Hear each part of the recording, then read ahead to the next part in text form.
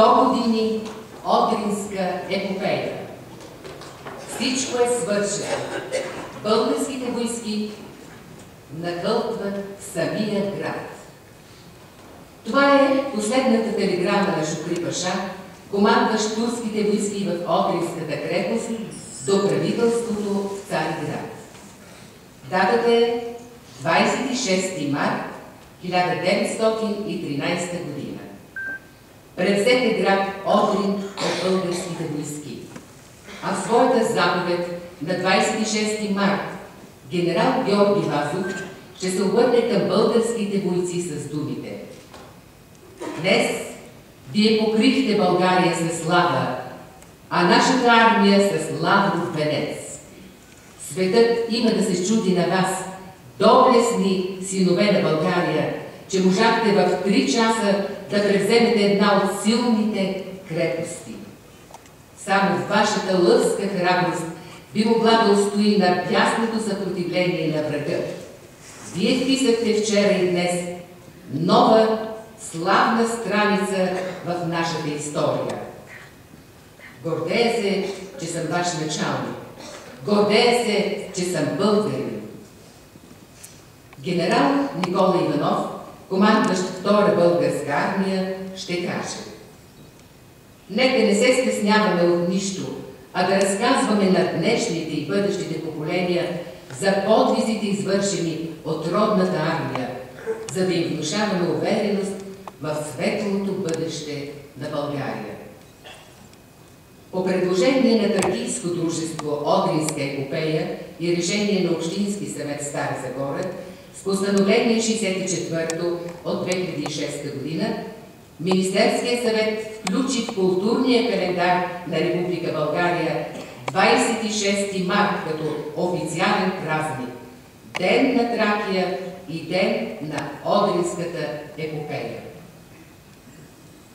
На тази славна дата посвещаваме днешния тържествен концерт. Концертът се организира от областна администрация, Община Стара Загора, Втора Тунджанска механизирана бригада, Тракийско дружество Одринска епопея, Народно читалище Николай Лилиев.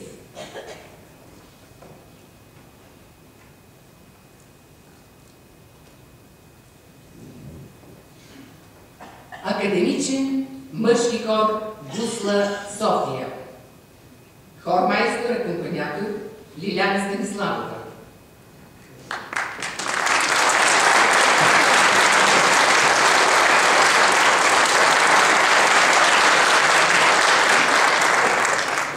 Главен диригент академик Валентин Бобевски.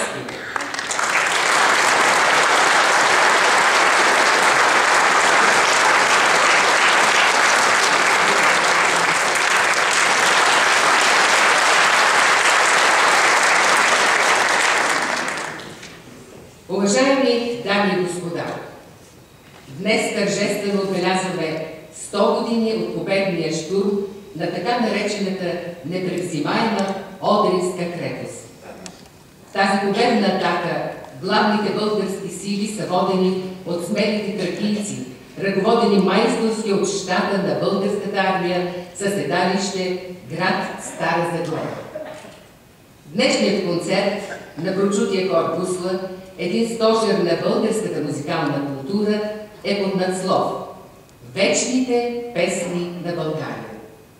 Ще прозвучат както обичани и популярни песни, така и позабравени песни от златния фонд на българската музикална съкровищница, които са в репертуара само на хор Гусла. Концертът ще започне с възпоменяващата песен „Родино мила, теб привет“, която е в основата на настоящия ни национален химн. 1885 година провъзгласено е съединението на България.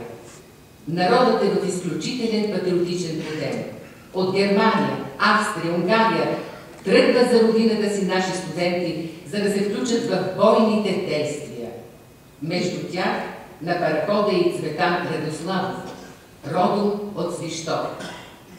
Когато пред взора му се изправя крепостта Абавида, устата му Не, сърцето му сякаш започва да мълви: мила родино, ти си земен рай.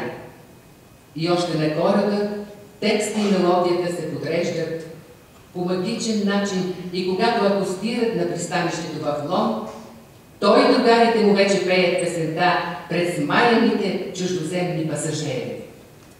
Нека никога не забравяме Цветан Радославов.